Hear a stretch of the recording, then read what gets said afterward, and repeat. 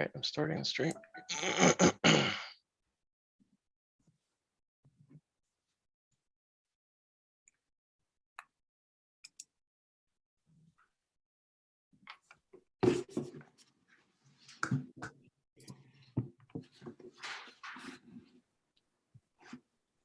Oh, wait a minute. That didn't work.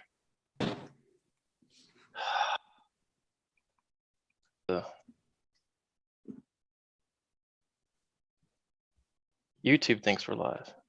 Oh, okay. Okay, it's actually fine. It's just the streaming link itself has to be changed.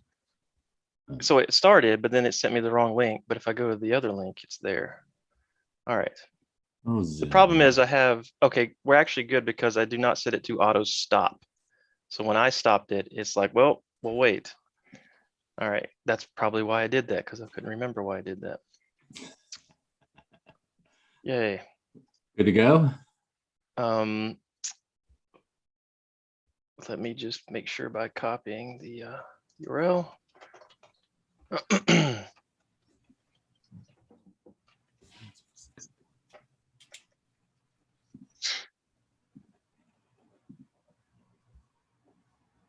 All right. Yep. Okay. Good morning, everyone. Good day. If you're in other time zones and other places, we have second day of half presentations. We have 5 today. We'll start with Pepperbox. I see them already getting going. Thank you, Pepperbox. Then we'll have Activate, V-Light, Blindspot, and React. So that'll be our 5 today. Pepperbox, as you start turning stuff on, I'll spotlight you. Once I get you all spotlit, we'll have 15 minutes for presentations. We'll then have 5 minutes Q&A afterwards. Dave will help moderate Q&A just to get people going through the questions. You can raise them in chat. So sharing enabled. I think that's on all. me. All right, enabled. Let's just spotlight Saley. Everybody else.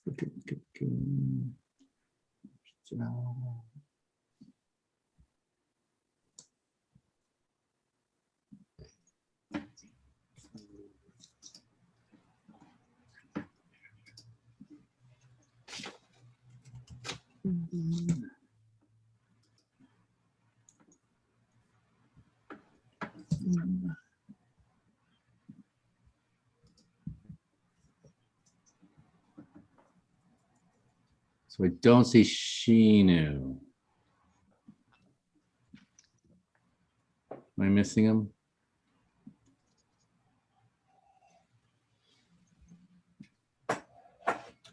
That's everyone I've got.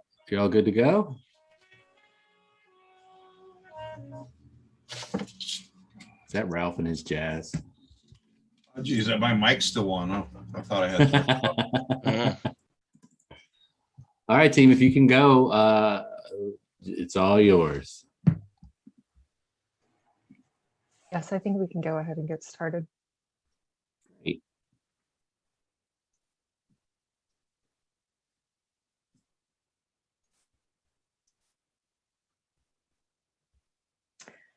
Okay, I'm good. Okay, everyone, welcome to the Halves presentation of Pepperbox Productions. We are a team of 6 students and our faculty members, Chris and Ricardo. The goal of Pepperbox Productions is to create a realistic pitch along with a comprehensive design document, compelling narrative, and artwork for an engaging and emotional game experience that stakeholders would want to invest in. For our metrics matrix, we decided the 3 most important things for our experience were documentation, art style, and storytelling. For our deliverables, we will be presenting a pitch package, which includes a pitch presentation, a game design document that will have details about game mechanics and narrative, a portfolio of concept art that includes all iterations, the financial analysis and scope of manpower needed to complete this project, as well as projected sales figures, the project development schedule, and the demographic analysis of our customer base. For quarters, we brainstormed and landed at a concrete game idea, and now at halves, we have a solidified sense of the storyline and are iterating on the characters and environment.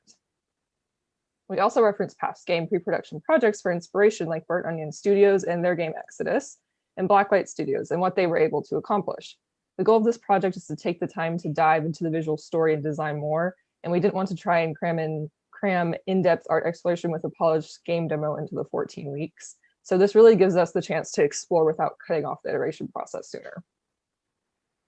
So what is our game? It is a lighthearted 3D platformer where a flightless bird explores a woodland city by delivering various packages to a diverse cast of animals. We, of course, had some takeaways from quarters. One was it was a bit difficult to understand the gameplay without a demo. So our solution is to this is that we will present the mechanics through an animatic and reference video in our final pitch package. We were also asked what's in the packages. For this, we decided the package contents are specific to the packages being delivered to instead of having one major thing in all of them. Finally, we were also asked what makes our game unique.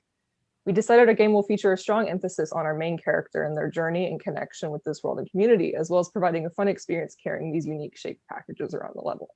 Now I'll pass it to Brendan for the story. Thanks, Em. So our story stars a bird that moves to the big city in the forest. The one catch is that they can't fly, being a flightless bird, but that doesn't stop them from having dreams of becoming a post office worker. Many birds in the office look down on our character because of this, and it's reminiscent of the last tortoise who also works there that they can't get rid of. Because the tortoise is slow at his job, this has led to a major backup in a subsection of mail deliveries, none of which the other birds are willing to burden. They jokingly give the job to our main character due to their lack of respect for them. Wanting to help in any way they can, our bird friend takes the job. Throughout the game, you'll be delivering packages through many different environments, meeting a variety of citizens in the city, and generally giving yourself a good name. Interactions are meant to be unique experiences and symbolized through collectible tokens of appreciation that our character wears as feathers in their cap. Eventually, word will catch wind, even the higher ups will wonder why you haven't received more recognition for the Herculean task you've achieved. With the task completed, you'll be given a real postman's hat as a token of appreciation from the post office, only to turn it down, finding that community and finding your own way is worth its weight in gold. Our game story seeks to find inspirations from games like Earthbound and Animal Crossing and movies like Zootopia and Kiki's Delivery Service. Overall, we want to capture this feeling of a live town full of individuals who have their own quirks and ways of going about life. Part of what makes this game stand out is the desire to check up on and hear each little character's vignette as you hand them the mail that may change their lives each day. That being said, we hope to make a diverse cast of animals to interact with and vary the things you deliver to them as to keep the player interested in their lives. To talk more on character development from an artistic point of view, I'll pass it off to Em. Thanks, Brendan. So for the characters, we started with a general color palette and art style to draw inspiration from. For the color palette, we were drawn to warm, foresty colors that felt welcoming, inviting, and cozy. For the art style, we referenced the Studio Ghibli aesthetic since we were using it as an inspiration for our game overall, and as well as some other artists' works that have storybook quality to it that played with different ways to depict animals. From there, we began iterating different versions of our main character. We explored more cartoony styles as well as more realistic styles to play with how our character would stand, what kind of silhouette they would have, and how clothes may affect or add to that silhouette. From there, we refined the iterations more and explored objects that our main character might use as clothing, like an acorn cap, and how that may add to their personality. We want them to be an underdog you root for and want to succeed, and we are continuing to explore ways to communicate that. And Shinu is here, so now Shinu will talk about some of our supporting characters. Thanks, Sam. Here we have some working designs for the other potential characters the player might encounter either in the post office or elsewhere in the woodland world. The top three are characters the player might encounter in a post office, all of which are appropriate in a forest-like setting and at the same time play on common animal messenger tropes in other media, such as the sleepy snail being a joke on snail mail, the lazy and cynical-looking bald eagle character who plays on common postal service iconography, and the silly nearsighted owl who plays on typical owl messengers portrayed in many fantasy films. He also works the night shift and always delivers the wrong mail. The bottom four are characters that the player might encounter in a level. The blue jay, the fat robin chick, and the sewing mice may function as NPCs, targets the player needs to deliver to, or even play critical roles in the story. For instance, the mice are waiting for a new delivery of spider silk, and it's up to you to get it to them. If you succeed, then they can sew you a new hat. Again, these are all working designs. There are many more character designs still in progress, and only a few of them will make the final cut.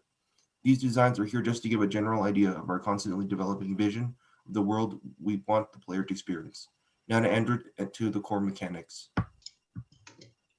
Thank you, Shino. The player's journey starts at the post office as they receive a bundle of mail slated to be delivered to a specific part of the forest. They then venture to that area and explore it to find the right address for each piece of mail they have. Once finished, they will return to the post office for a new bundle of mail. The forest isn't without its miscreants. Whether there are thieves looking to sell what's in the packages or jealous hooligans who want to destroy the packages out of spite, the player will have to keep an eye out in order to keep the packages safe. The packages will be shaped around the object they contain to get the player thinking about what it could be. After the delivery is made, they get to find out what it is and a bit about why the recipient wanted it in the first place. These interactions can end up telling the player a lot about the recipient, even if it's their first meeting. Not all deliveries will be perfectly straightforward. Sometimes the player will be given additional mail to deliver somewhere else. This could involve finding a tortoise along the way or having a mail recipient ask you to take something from them to get it delivered to someone else. For example, there's this polar bear who lives in a surprisingly cold area by the lake, and he by no means wants to leave the comfort of his home to drop off a package at the post office, but to instead give it to you when you first visit him. To keep with the lighthearted feel of the game, we decided that the character's own life is never in danger when in precarious situations, only that there's a risk that the package itself could be destroyed, resulting in the failure of the level. Now I'll hand it off to Siley to talk about environment art.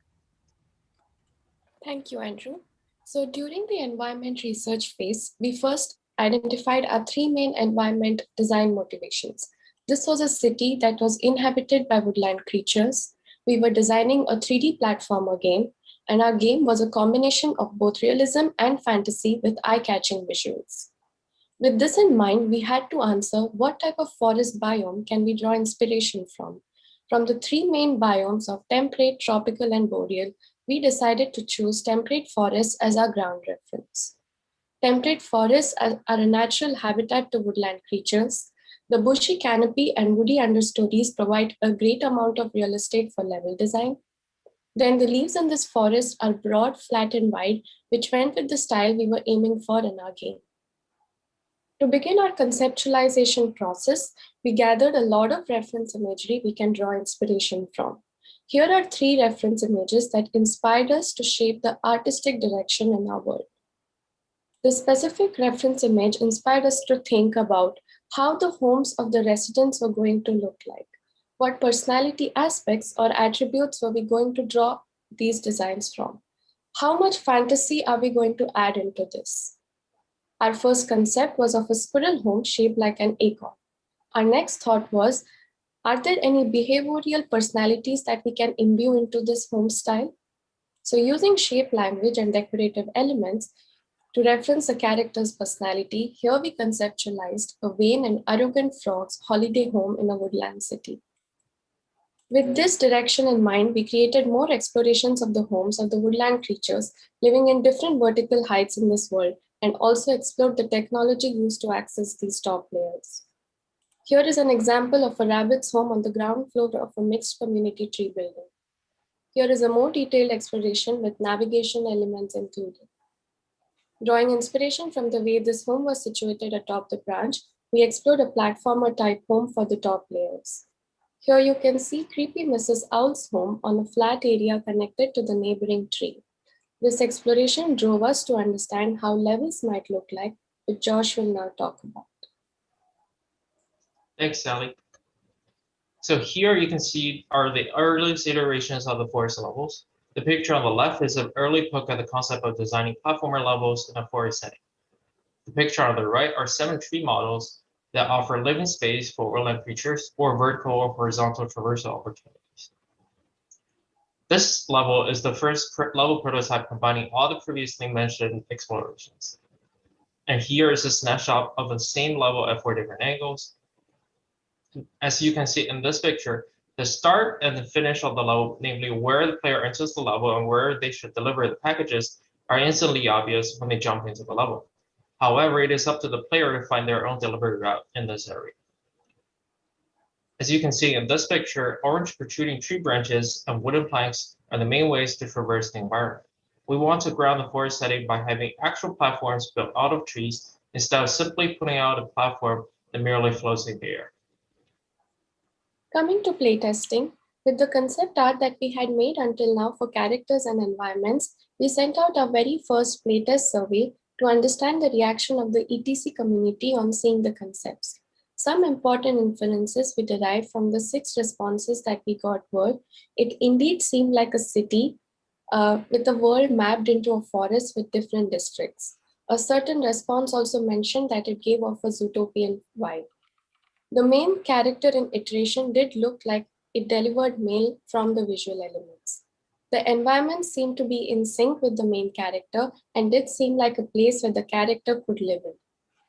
Lastly, as we were hoping and targeting, the target demographics responses matched our expectations of being between 5 to 12 age group. We plan to continue these kind of playtests in the future as we iterate in our artistic direction. Our future plans include what we plan to achieve by softs and finals. We plan to polish our concept art by softs and create at least one 3D model and rig of our main character. Additionally, we plan to finish the budget, development schedule, and begin our rough pitch deck. Using the pitch feedback from softs, we will continue to make final tweaks and document our design and art and be ready with our final pitch presentation, design document, demographics analysis, and sales figures to be submitted by the final speak. We at Pepperbox Productions are creating a realistic pitch along with a comprehensive design document, compelling narrative and artwork for an engaging and emotional game experience of delivering packages in a woodland city. Thank you, and we are now open for questions. All right, congratulations team, good job. So who's got some questions? Either throw them in the chat or speak up and Dave will help moderate. Thanks.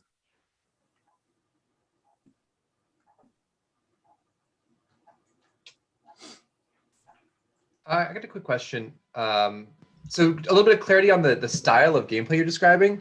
The level you showed looked like it was a very specifically designed 3D platformer style level. When you think about describing the overall structure of the game, is it like an open world or is it more of a level-based, load a custom design platforming space? Brendan, if you'd like to talk a bit about this direction for game design. As it currently stands, it's more level-based, primarily because having the experience of like different biomes being continuous set pieces of a level would make more sense than trying to integrate many different levels into an open world, at least from a scope point of view. So at this current point, it is level-based. And as for the level themselves, they're a lot more open for exploration, but like the biomes themselves will be strictly levels. Cool, thanks. Mike, you got a question? Yeah, I had a question about the tension between being a real good postal worker who delivers a lot fast without chatting and one that chats and gets to know the neighbors. So it seems like you want both. You want to be efficient and chatty. How are you going to deal with that tension? So we definitely want this main character to be chatty, I guess. In terms of being fast, I guess it's not that they're not talking to get more things done faster. It's just that they are faster than what has already kind of been happening. And we really want to center on, I guess, building like this connection with this community that this bird's delivering to. So if we feel, I guess, that tension gets to be too much, I think we would lean more in the direction of really emphasizing that connection the character makes. If that answers the question. I can also add to that. So we are also focusing on a feeling of or a sense of gratitude in this world. So our inclination is more towards serving the community than being fast in the competition. Yeah, it was the setup of having that giant bag of tortoise stuff I'm going to deliver. that made me think I had to be efficient, and it didn't gel with being chatty and a good neighbor. Thank you. Jesse? Yeah, there's so this is a 3D platformer for kids. One of the challenges that 3D platformers often have is a question of camera control. Do you have thoughts about how camera control should work in this game? As it currently stands, it's either PC or console the game would be on. And so base controls with mouse or a dual analog stick would just be how camera works. Oh, sorry. That's not what I mean is how the camera moves in relation to the character. Is it just some kind of automatic follow behind, or does the player have control of it? And then are the controls camera relative or world relative? The controls are camera relative, and there'll be a simple follow behind. If there were any set pieces that needed to be followed, the camera would be able to move to set up those shots, but for primarily it'd be follow behind. Thanks. Ralph, you got a question? Yeah, well, yeah, quick question. I love the art. It's cool art. Now, you mentioned a lot in your presentation and also on your websites, the emotional experience. And I'm really trying to, I know it's subjective. Emotional experiences can be subjective, but I'm wondering, what do you mean when you say an emotional experience, emotional narrative, as it applies to this, to your game? So I think for us, the emotional experience is the sense of gratitude and the connection with the community that we were discussing earlier. That's sort of the emotions we really want to hone in on. And also this character's kind of arc of maybe being looked down on and feeling like they can't do this work, or people thinking they can't do this work, and then they can, and in doing their work, they are able to build that sense of community. So it's focusing on the character's arc as well as how it relates to the world. Okay, thank you. Mm-hmm. Time for one more. Bob, you got a question? Yeah, I was wondering why you decided to go with a flightless bird. Great question. As we just mentioned with Ralph briefly, we also wanted to really focus on this character. And so them being flightless really, I think, gives them an arc to grow and like figure out their own way of doing things, and showing people that they don't have to do things the same way that they do. Oh. So that's originally why we chose a flightless bird and why we've continued with it. Oh, nice. All right, good job, team. Congratulations. So if you can turn your mics and cameras off, and next up we have activate. If you can turn your mics and cameras on, I will find you and spotlight you.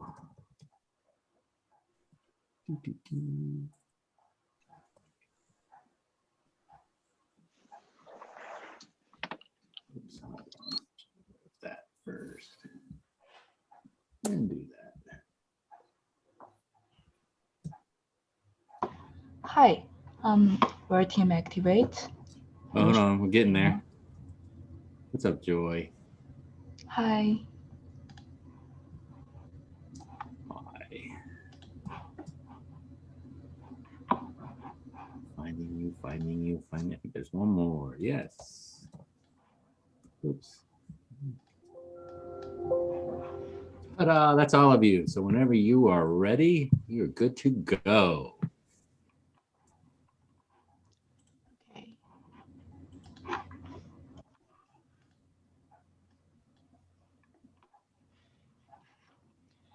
So good morning, everyone. We're Team Activate. So first, let me do an introduction for ourselves. First, I'm Joy, the producer and artist for this team. Then we have Shenshen as our UI designer, Beck as our game designer, Taylor is our programmer, Xinxiu is our UX UI designer, and our faculty is Scott and Heather. So about our client. Our client is Yingnet. They're an organization to encourage and helping young women who are ready and eager to become the next generation of political leaders. And our contact from client side is Christine and Kristen. So about Deliverable, we're gonna deliver a visual novel game about 4 characters.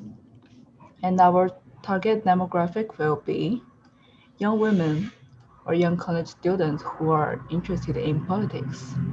And this will be a 5 to 15 minute experience, and it's gonna be web browser with mobile tablet compatibility. And users are given a personalized internet program they may be interested in based on their selections during our game experience. So about our story. So this is a story about a group of friends who's trying to help their friend who's losing her sports scholarship because of injured. Then after they help this friend with raising money for her, they realize that they can help more people. So they started a political club. Then they will focusing more on scholarship or minimum wage scenario. This story is happened when they are using phone UI and Zoom. They're using phone and Zoom to communicate with each others. And here's our demo. Tyler will talk more about this.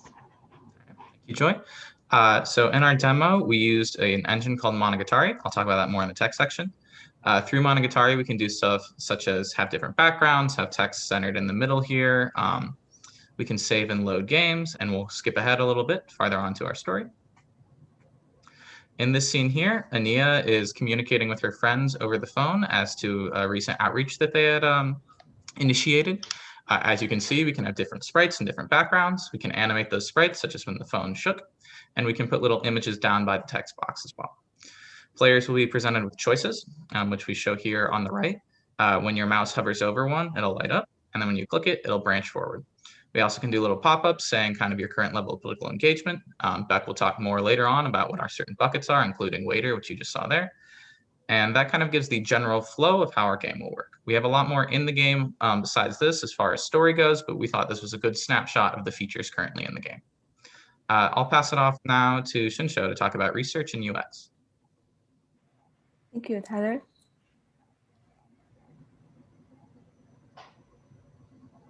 For our research, we began to research when and how young women are interested in politics.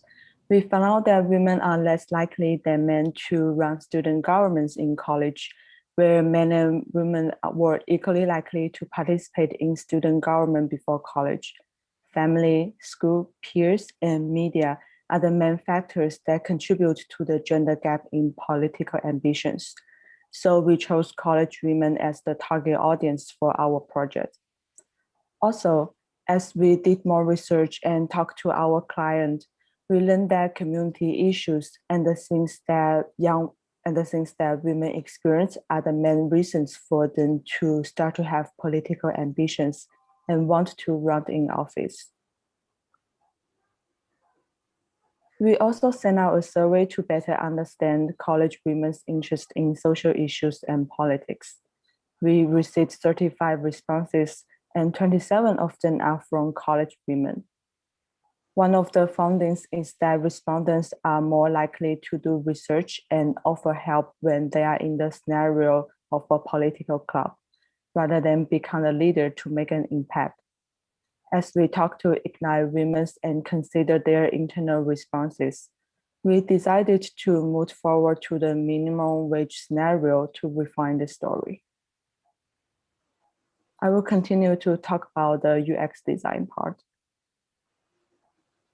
Since we hope our game can engage young women in participating in politics, as we work on the project, we are keeping in mind that the end goals for players are getting inspired from the story, learning more about our client Ignite, and taking actions to participate in Ignite programs. The flowchart shows the experience from people starting to play the game to the call to action at the end. As players go through the main storyline, mini-games, and make different choices to develop the story, we can get a sense of players' level of engagement in the scenario to become active in community and political issues. We will also ask a few questions at the end of the game experience to better evaluate each player's interest and willingness to participate in political actions.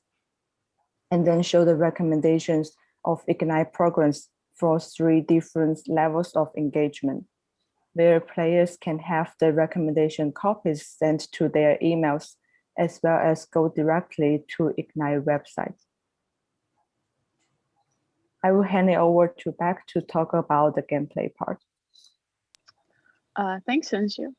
So the main gameplay mechanic we are using is a visual novel experience. As our clients say, politics is personal, especially when it comes to women, as they often do not get involved in politics unless they notice something that affects them or someone they care about personally. Creating a visual novel is ideal because it allows us to help focus on the story and create a relatable experience for the players.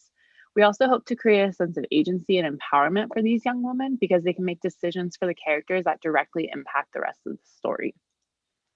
One of our client requirements was to give players personalized Ignite content based on the decisions they made throughout the experience. Working with our clients, we came up with the categorization buckets based on the levels of engagement using the waiter, swimmer, diver hierarchy.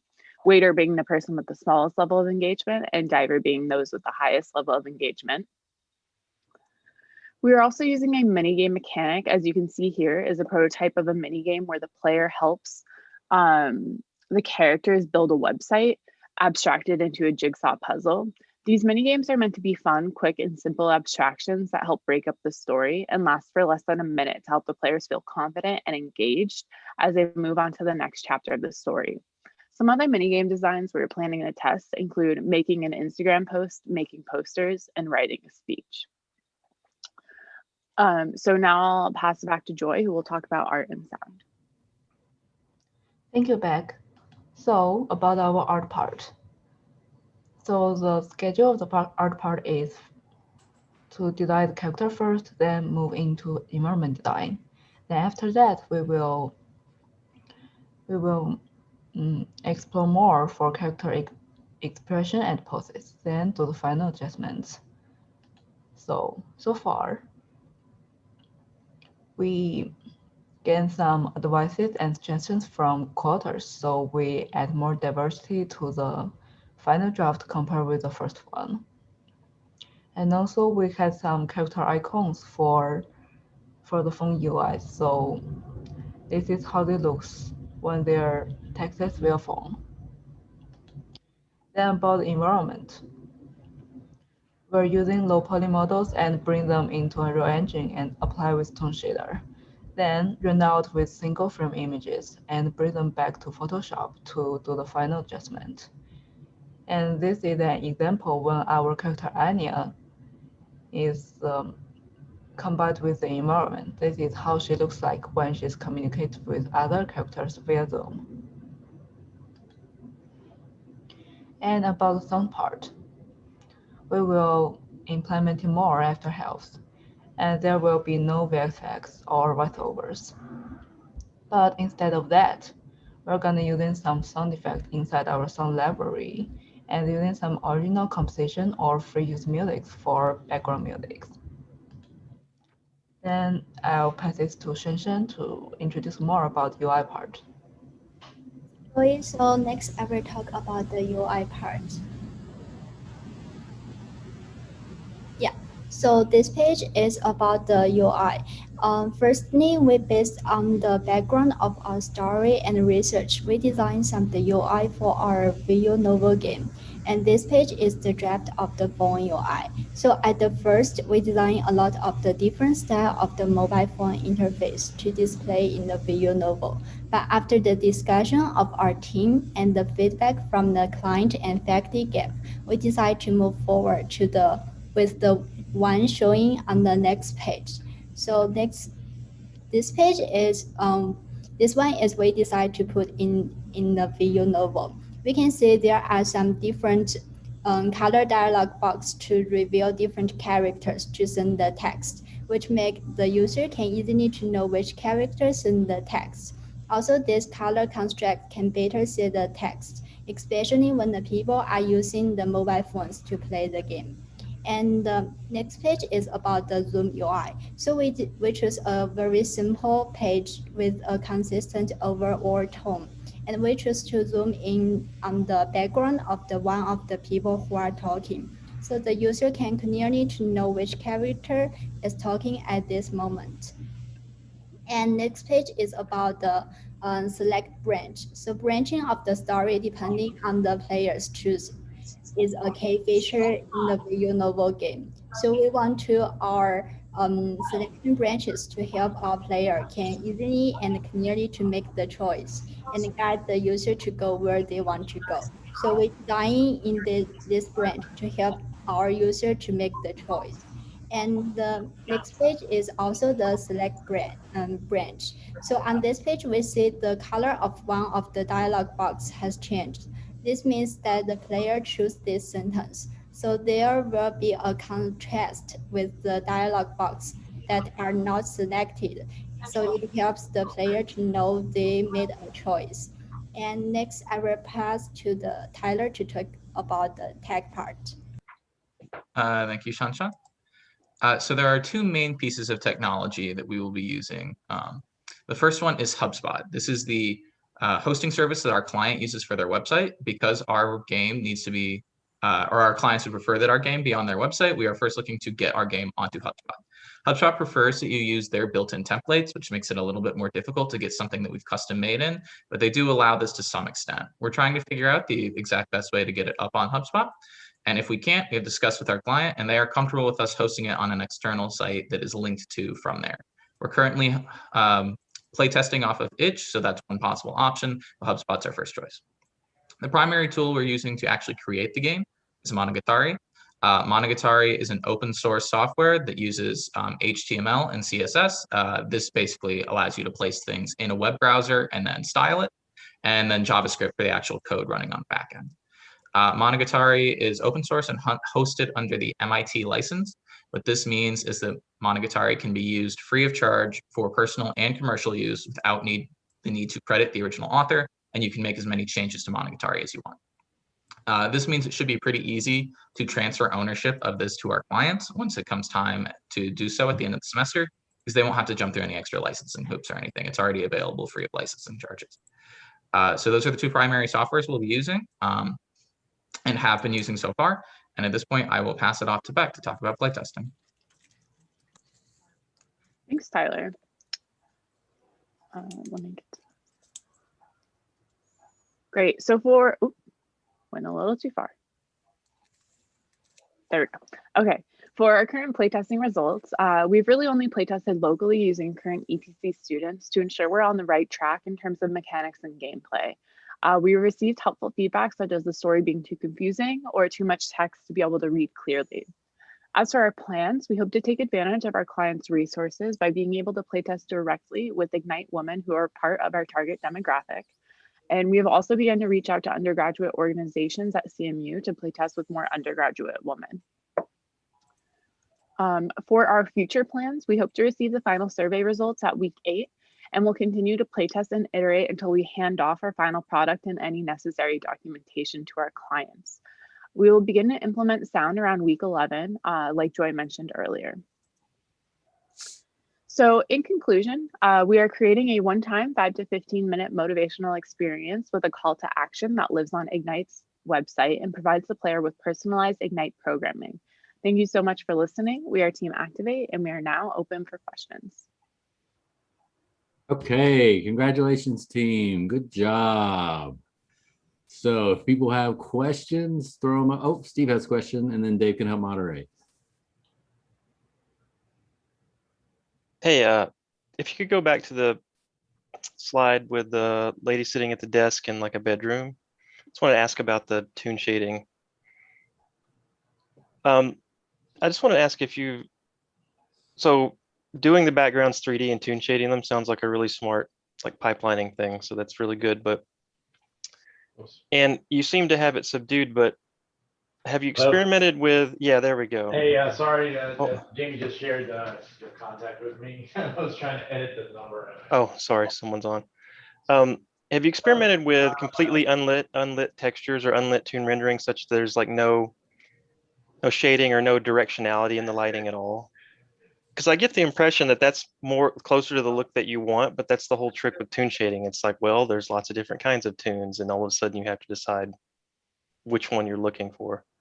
Because you've got some shadows and some shading, but a lot of times the backgrounds are themselves unlit. Yes, so based on this example, and which is what we are using for our project so far, this toon shader is just an outline for the models, and we're still gonna have the light and shadow for this environment. Yeah, the funny thing about, like, there's this gap between super simple shading and then all the way to the other end with full path tracing, is that you almost end up with the same thing you had in the beginning. In the middle is where you get these harsh shadows that make things look unnatural. Whereas each end, one's like fake ambient lighting and the other's real ambient lighting, which fills in all the harsh shadows. It's just that so you just have to be careful with it, because as soon as you impart any lighting or shading, all of a sudden you set a different tone for what you're calling toon shading, and then you have to rein that in a little bit. It's fairly subdued in what you got. I'm just wondering how much you were thinking about it. Thanks, Steve. Thanks. Carl? Hello. Question, you're laying it all out for a website and everything looks beautiful in a landscape format. Is this going to work for, I imagine a lot of your demographic is living on their phones a lot, like we all do. Does this translate well to a vertical format? So I can take that one.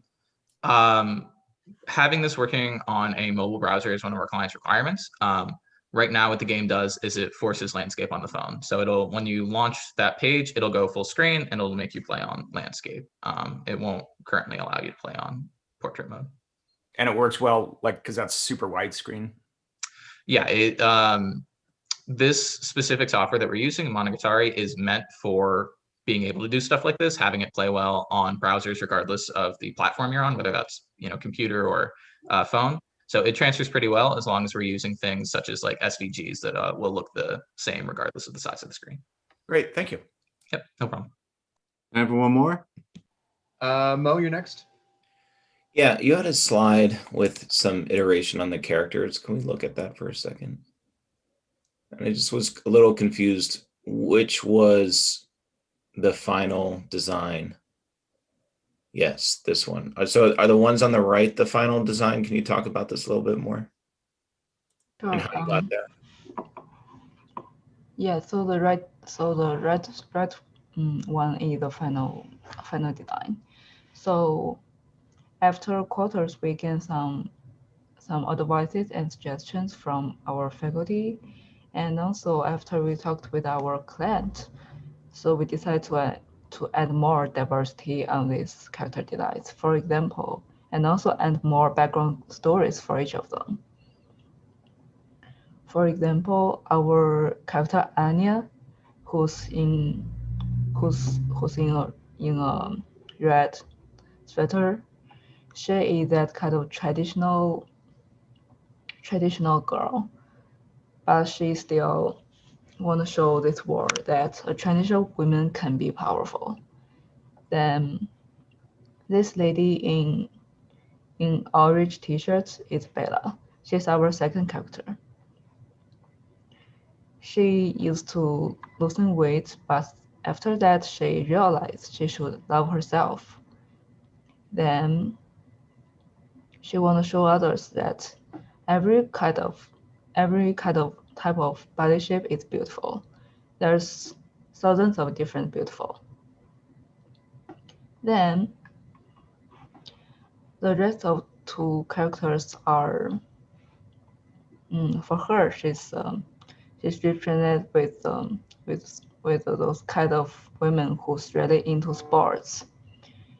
And this character, her background story is a college student who's really into those kind of sports, which usually have more male players than female players. So she want to show the board that women can do everything. There's nothing just for men.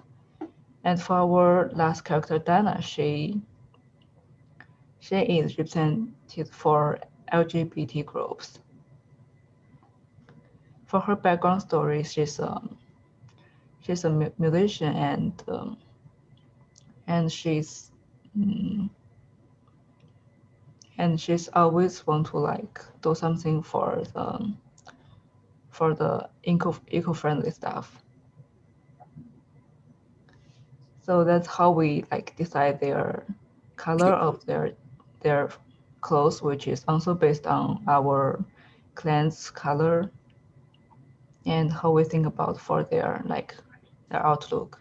Okay, so the previous ones just were more generic. Yeah. Simple designs, and these have better background stories, more personality to address your audience. Mm-hmm. Thank you. All right, good job, team. That's time. Congratulations. If you all can turn your mics and cameras off, and if V-Light can turn their mics and cameras on, I will find you and spotlight you.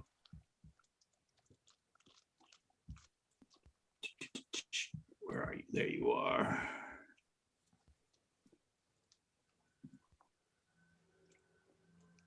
To clear the spotlight. Eric.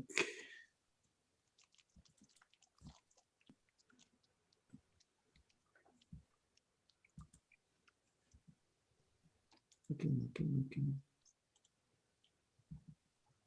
Can everyone see my screen? Yes. Great.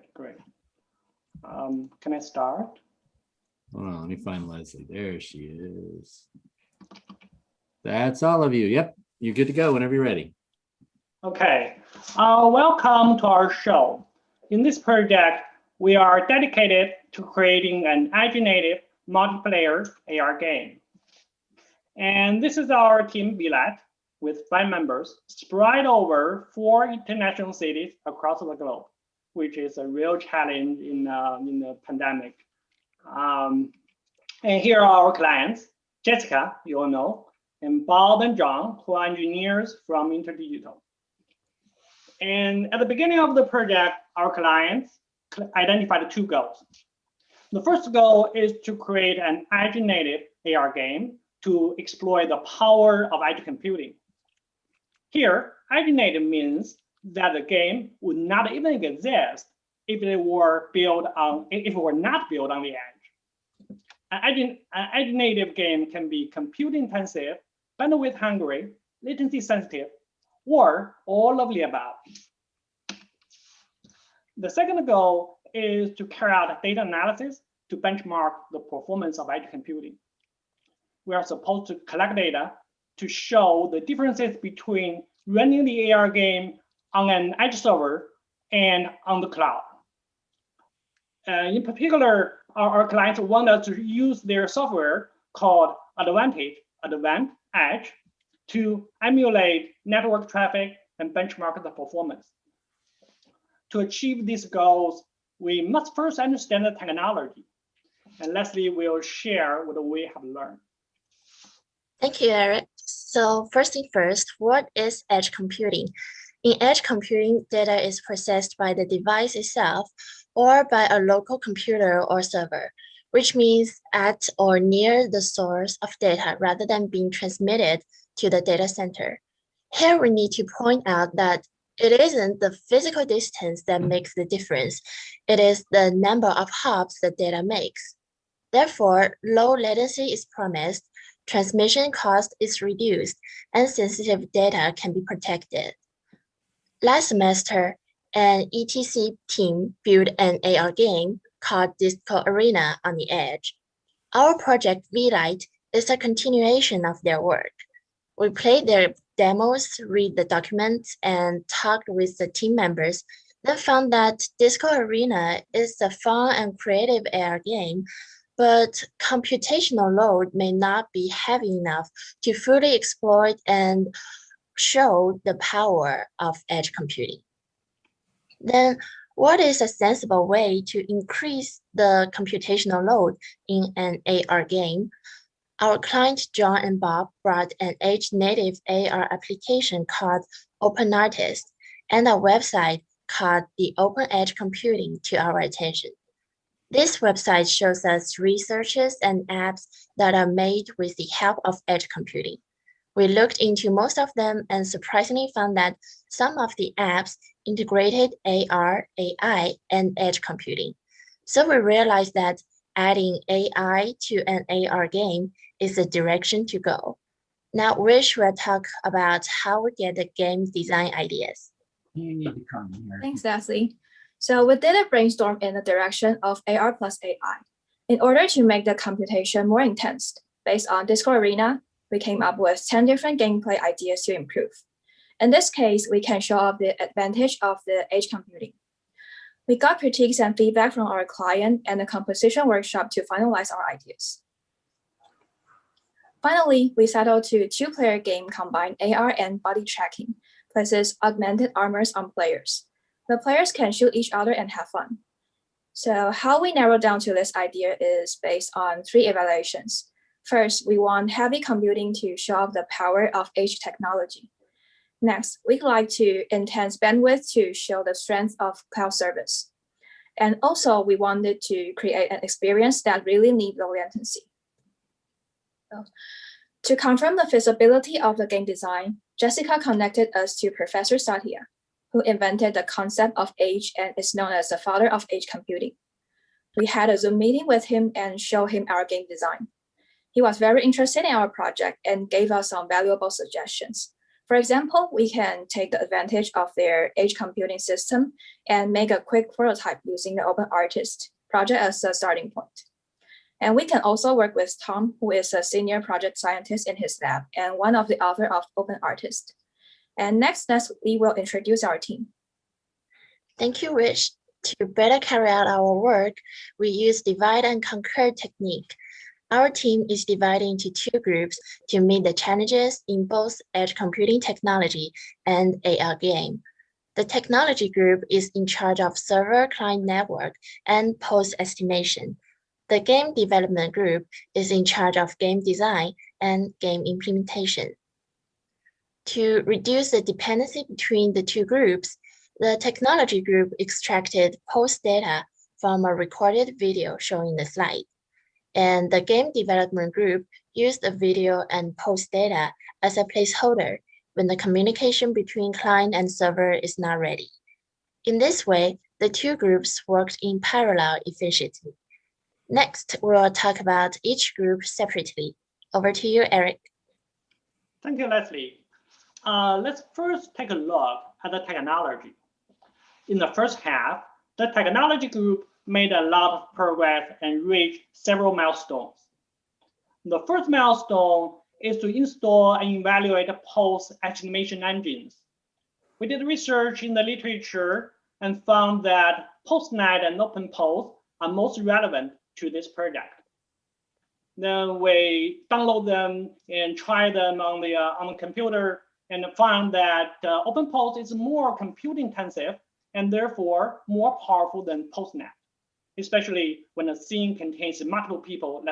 What is say on the right, and so in the end we choose OpenPost as our computation engine.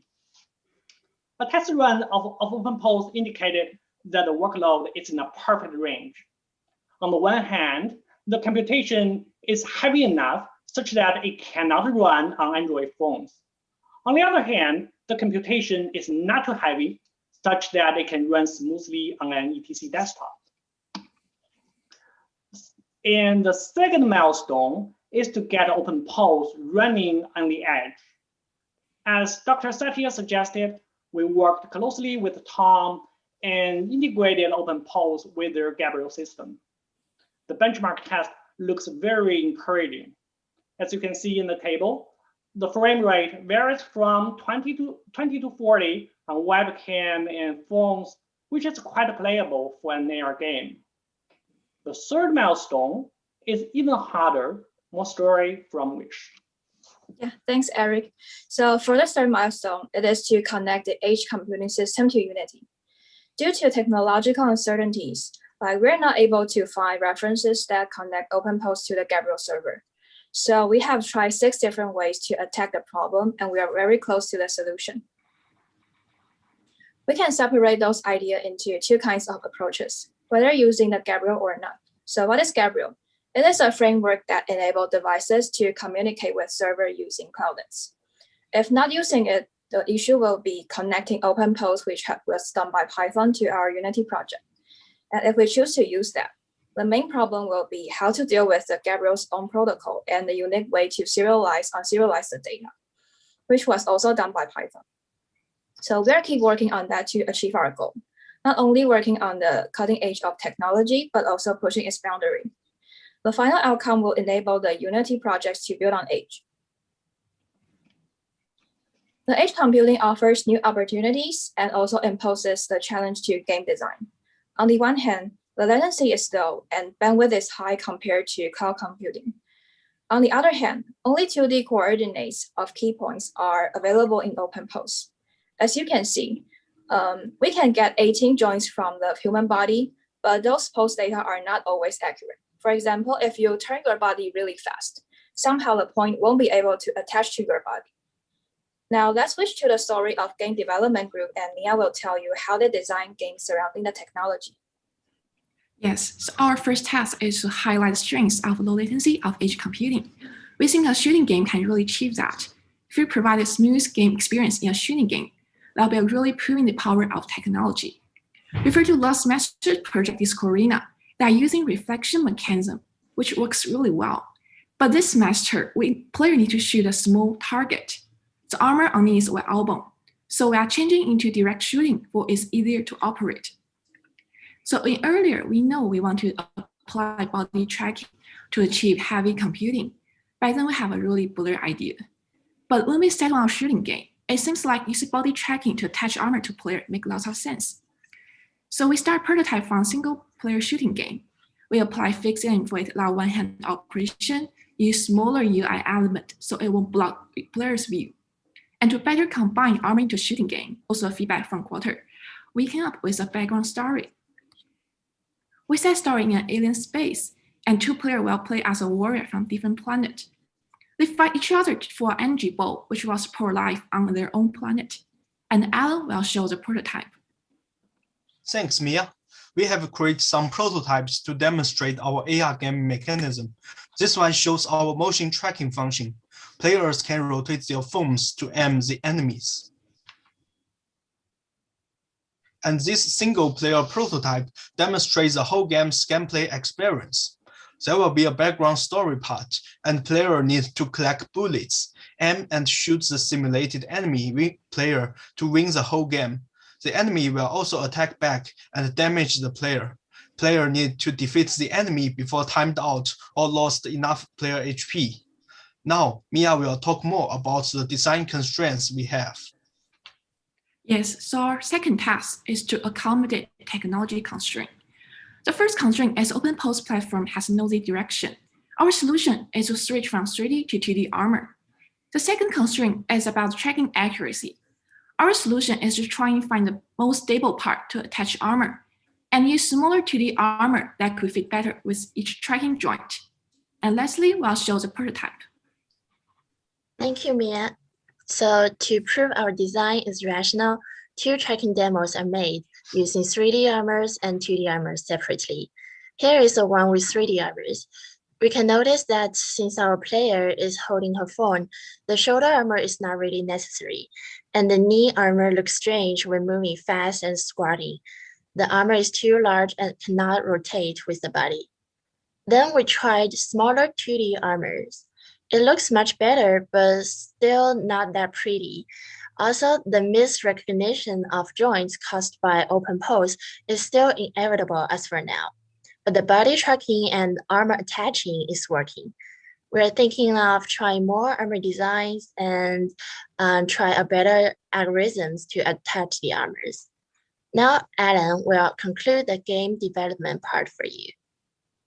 Thanks, Leslie. That is the exploration path that led us to where we are. We have got a lot of feedbacks from the quarter workaround, like latency issues, background stories, and armors rotating issues. We addressed some of the concerns in the list and will cover more. We also benefit from the stimulating discussion with Ricardo and Drew during the quarter sit-down. We appreciate their insights on the gameplay design and armor design. We have incorporated those insights into our game after the sit-down. In the second half, we will do the following tasks: completing the server-client network, extending the design into a two-player game, integrating the AR game with the server-client network, and iterating the armor size and position based on the playtesting data. And we will collect the edge computing data for our clients and collect user experience data for better iterations. Now, Eric will conclude the presentation. Thank you, Alan. And finally, we would like to thank our advisors, Carl and Chris, our clients, Jessica, Bob, and John, and our collaborator, Tom. Without their support, we won't be able to achieve what we just presented. To conclude, in the first half, we made efforts to develop an edge-native AR game by integrating AR with open polls and edge computing. We adopted the divide and conquer strategy to overcome the challenges in both technology and game design. We leverage the game design to exploit the strength of technology and hide its constraint. With that, we are open to questions and comments. All right, great job, team. Congratulations. So if anybody has any questions, just throw them in the chat and Dave can help moderate. Go ahead, Mo. How tied are you to armor? Because it seems like for armor, you need to be very precise. It seems like you're close, but not quite there. And I wonder if you went to something like conjuring magic, if you'd be in a better space from a design point of view. That's a great question, but maybe Leslie, do you want to talk about it? Yeah, Mark, can you repeat the term you just mentioned? The what metrics? Yeah, if you play this slide back, that's perfect. You know, the armor has to kind of track, and if it's off for a frame, is very salient to the audience, right? We can see where it doesn't align. But if it's magic kind of floating in space that you're conjuring, like maybe particle systems or, you know, Doctor Strange type effects, things like that, that you'd be in a better space visually. Yeah.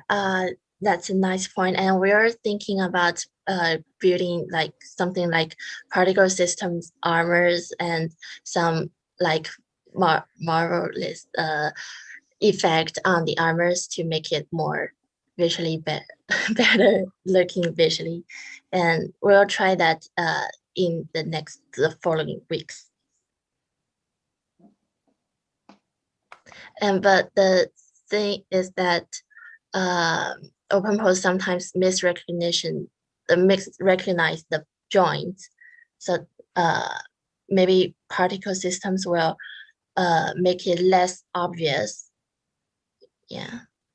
Yeah, I think the less tactile you make the armor design, the better. Yeah. It could be an energy form or something like that. Yeah. Yeah. Thank you for your advice. Mike, do you have a question? Yeah, I'd really like you to bring home this point that edge computing lets you do this. Can you then play your two-person game with just the cloud and the device, no edge, and show that it just doesn't really work as well versus using edge computing? Is that a plan to do at the end of the semester? Yeah, that's the goal.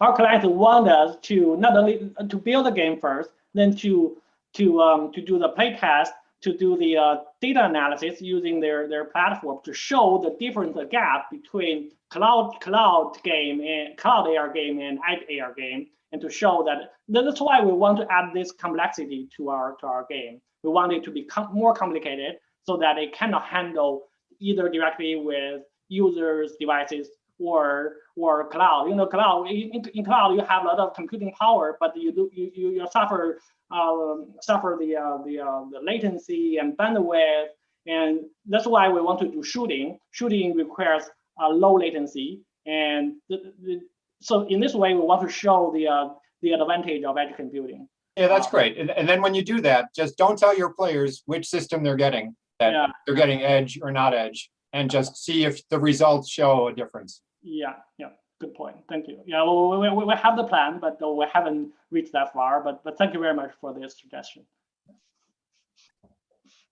I got a quick question. So I like the videos showing like how to map this. How have you done a test where you have someone basically having someone controlling the camera as well? I mean, one thing I would be worried about is a person trying to dodge, and the way you constrain them to stay in frame versus moving out of frame, which I think the game design of like moving around would encourage. And I'm wondering just how that would affect the accuracy of open pose, where you have a much more erratic camera and the chance of someone not being fully in frame all the time. And if you've tested that and have plans to work around that. It's also like a design question. Mia, do you want to talk about it? Yes. So when a player is out of frame, you need to like move your phone to track the players in order to shoot him. And we haven't connect like the tracking demo and shooting demo together. That's our goal this week. And after this week, we are able to conduct like two-player like a really shooting gameplay test to see like if we need to like iterate on anything about that. Yeah, thanks for the advice. Cool, thanks. All right, that's time. Congratulations, team. Good job. So if you all can turn your cameras and mics off, and next up we have Blindspot. If Blindspot can turn their cameras and mics on, I will find you. I will. Let's see.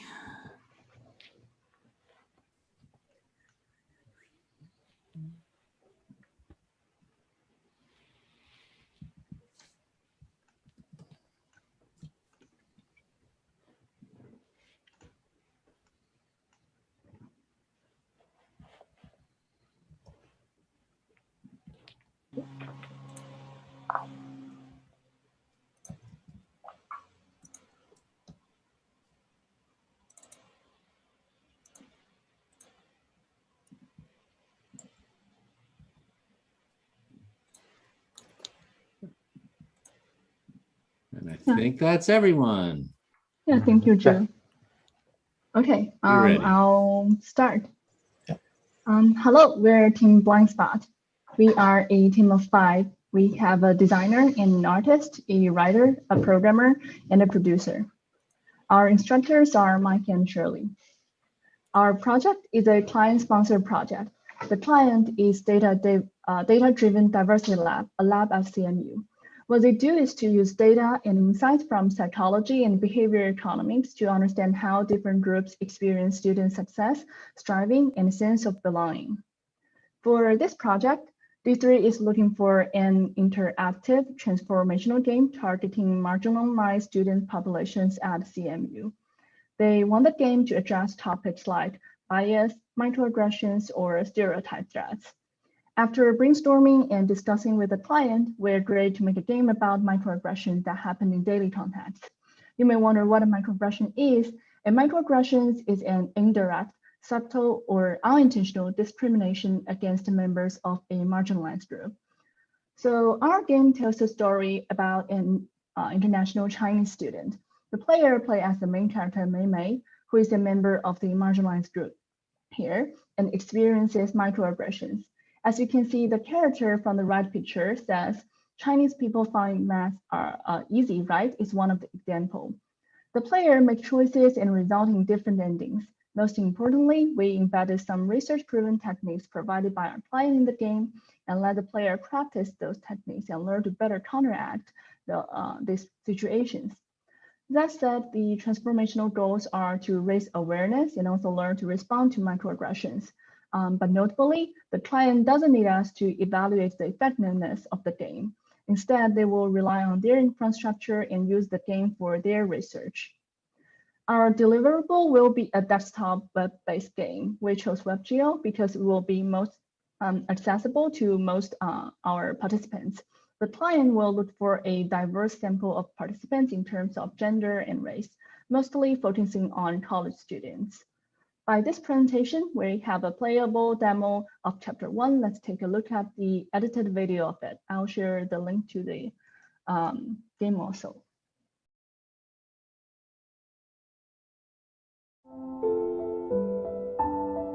And sharing the piece of my home country here.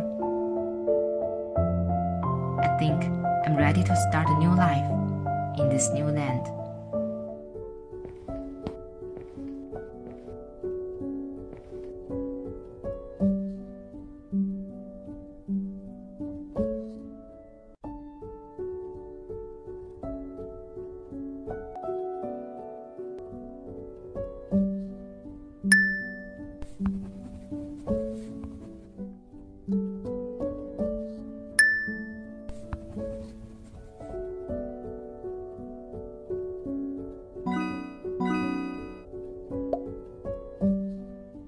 I never thought that speaking out loud could be an issue for me.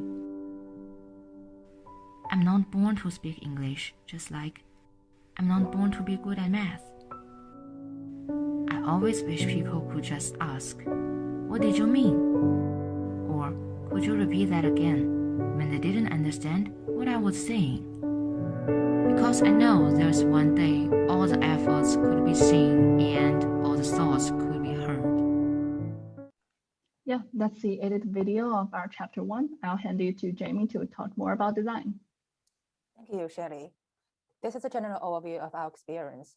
Just as the demo shows, we use a prologue at the beginning to give background information of our main character Mei Mei in her own tone.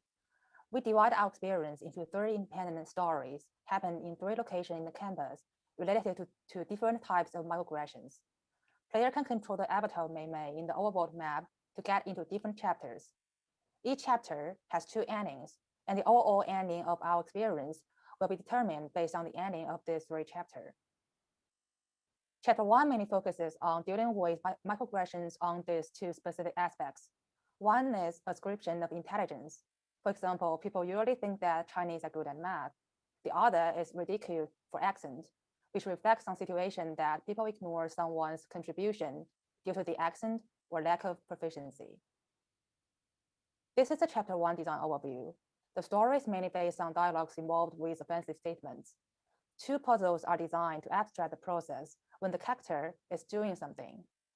Player can decide how to react to microaggressions based on 3 response options we provide. The different choices trigger different dialogues happen between main character Mei Mei and other characters in the story, and eventually lead to 2 different ending flashbacks. Puzzle 1 is triggered when Mei Mei is asked a math problem on the notebook. We like to use this puzzle to abstract the process of brain activity when she is trying to solve math problems, and add interferences after offensive statements happen to show the negative impact of microaggressions. This picture showed our initial plumber-like version at quarters from which we got lots of useful feedback. Based on the feedback, we rethink the mechanics of Puzzle 1 and try different designs like the line drawing version on the left and middle silhouette version on the right. After several iterations, we determined the design layout like this. Player need to drag and drop the floating missing part into correct positions in the mind path. As one missing part is connected, the corresponding solution section shows up on the notebook on the right. These pictures show the final layout of Puzzle 1 with art assets in the experience.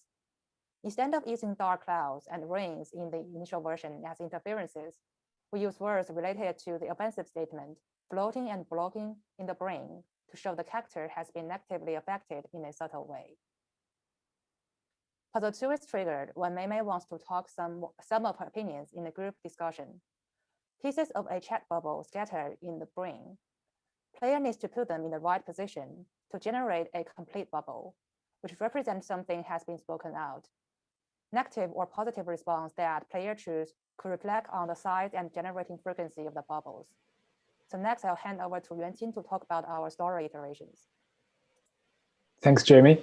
For the storytelling part of this game, player will experience a day in life of an international student and also meet some potential racial microaggression in school life. The story of chapter 1 is mainly about attending some daily classes in the lecture hall. When we were designing the story script for this chapter, we had changed a lot draft by draft to make sure the word choice is accurate, the grammar is correct, the tone is mild, and the aggression is micro. We also carefully designed some conflict for each microaggression and set up some reasonable cause for each of them. For example, during the group discussion of public speaking class, we were planning to have everyone ignore our main character's idea due to her accent. But lately, we realized the story needs something to trick them to do so. Otherwise, it will just be a kind of bullying. We added Professor as our new character and let him say something like, "Time stop, you have to hurry." And that becomes a perfect reason for other students to not pay a lot of attention to what our main character just said. Also, by doing so, the story becomes just purely microaggression. Like we mentioned before, our goal is to help people understand microaggression and how to deal with it. So every selection from multiple choice dialogue has its own building technique for responding the microaggression. And more importantly, all of those techniques are carefully chosen by some famous research papers. So while players are making multiple choices, they will notice that each choice stands for a technique to respond microaggression. And of course, they always have some selection without any techniques. So players always have chance to select something positive or negative. So if the player chose mostly negative response, they will finally get some pessimistic ending, which corresponding to their choices. That's why we designed two flashbacks for users. One optimistic and another one is a little bit pessimistic. It will not only be the ending of this chapter, but also the overall recap for what player just experienced during this game. Next, I will hand to Haiyin to talk about our art iteration. Thanks, Yuanqing. As for our current gameplay mechanism, it combines the exploration of the world and visual novel instead of entire visual novel to make the game both playful and touching. The reason why we decided to use pixel art as our main gameplay scene style is because our client agrees that more abstract figures can make the player take the role as Mei Mei, the protagonist, better.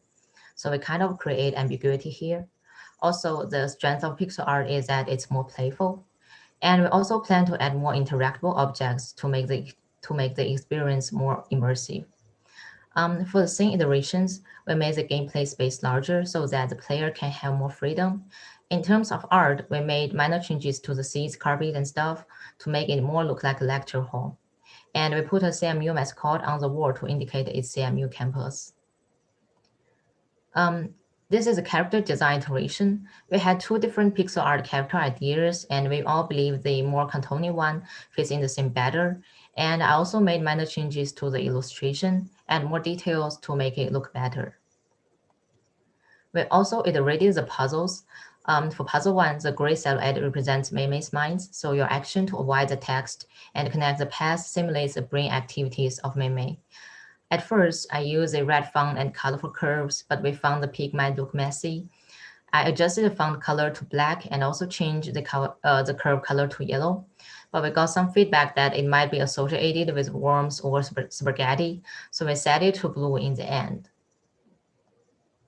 For puzzle 2, we divided the background into two parts at first, but then we found that turning the left space as part of the scene might be more consistent. And we used pink chat bubbles to represent Mei Mei and white ones to represent other characters. Also, we use different bubble sizes to show different text lengths. We chose a sketchy and abstract art style for prologue and flashback so that player can easily put anyone into the characters instead of a specific person.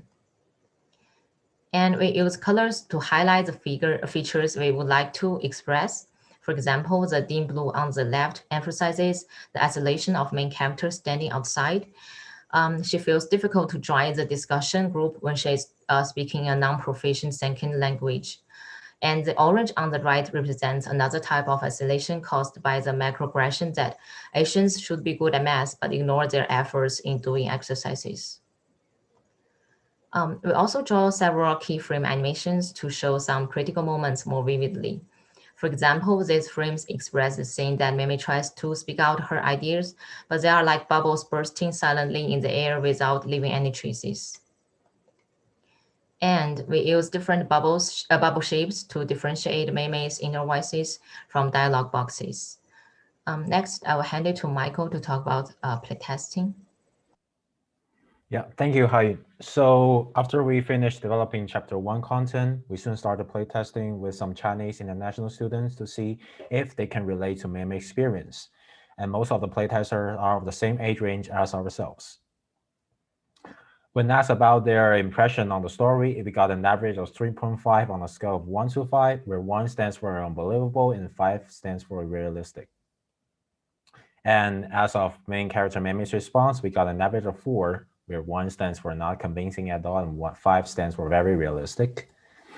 And from our survey, playtesters also find the puzzle intuitive to play. On a scale of 1 to 5, we got an average of 4.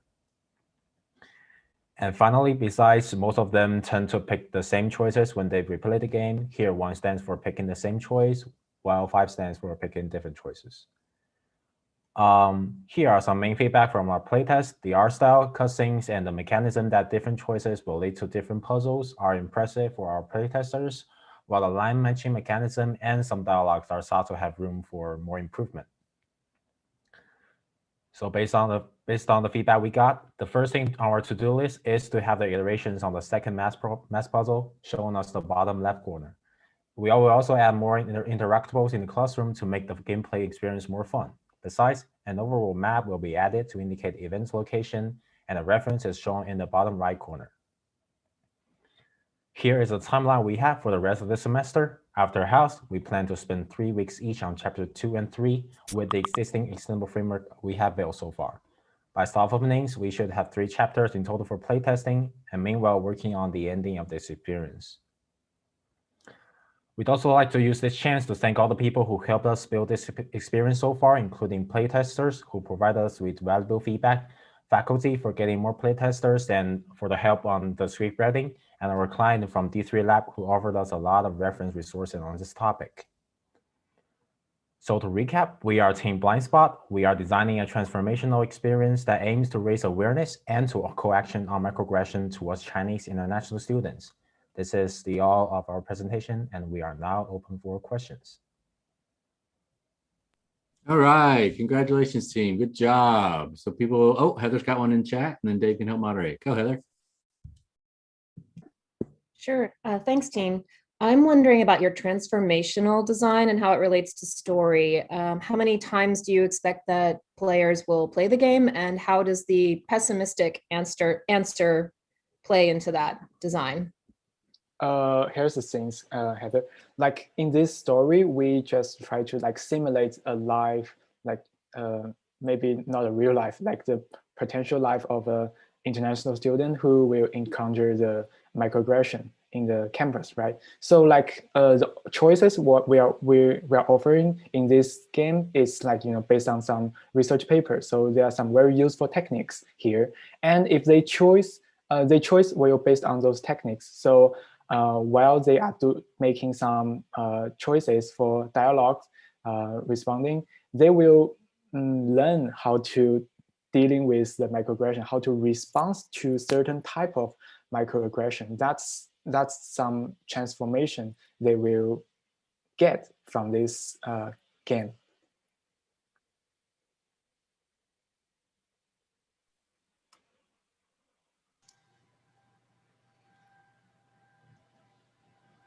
So I will build on that because I think we'll let the player to experience several times. So if they want to like try the different ending of it, and then they can replay it again to experience a different, like select a different response and then experience different endings of it. So for the 2 different endings, for the one is a happy ending. It's more like the main character will insist on, for example, actively responds to these microaggressions, And for the more a negative one, actually, well, because from our client feedback, they won't like make this ending not that like exact bad ending, but with hope. So we will like try to tell them like they will try this actively response mechanics next time. So they will like give them some hope at the end. So they will try the correct response way for this microaggression.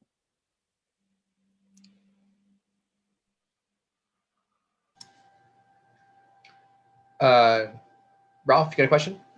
Yeah, thank you. I may have missed this. You may have said this already, but how many microaggression points are you going to try to put into this experience? For each chapter, for the chapter 1, we put 2 here, and in the following chapter, we if we do something similar to the chapter 1, it will have 2 microaggression per chapter. And how many chapters total did you say? For now, it's 3. Okay, thank you.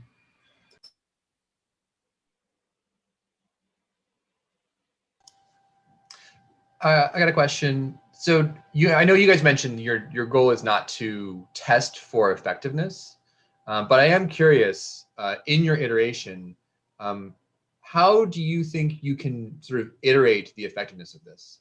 I noticed like you had some good design changes that did shift it along that dimension. I'm just wondering if you've got thoughts and plans on like playtesting or other ways to iterate that part of the design. Yeah.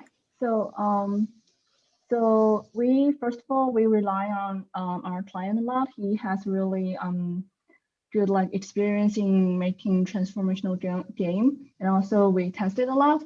So from our playtest, earlier playtest, we asked question like, "Who do you think you are in the game?" And also for this playtesting, we asked them, would you like choose differently if you replay the game? So I think those type of questions will really help us to figure out whether to figure out the effectiveness of this game. And we'll have more playtests going on. We work with John Blush, and then we'll have more like high school students to test on our game. And I think we by making questions like that, and we'll continually iterating on these effectiveness. Thanks. All right, that's time. Good